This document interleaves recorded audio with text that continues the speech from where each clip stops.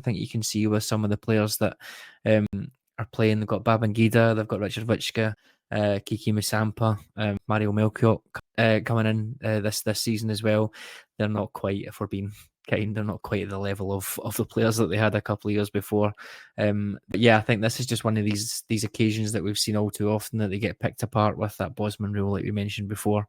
The youth system now is getting absolutely annihilated early. This was really the first sign of teams were coming in and taking Ajax youth prospects before they'd gotten into the Ajax team, which now is, as we know, is reasonably common, but back then wasn't. And they really, we talk about, Martin, about how we were a club that didn't react well to Bosman. Ajax didn't, because the famed Ajax model was built on the previous transfer system, and now it's changing, and it takes them a number of years.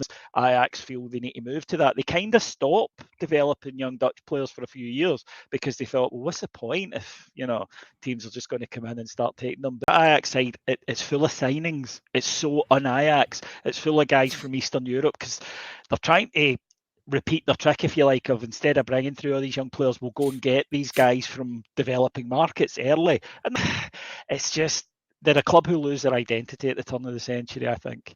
Yeah.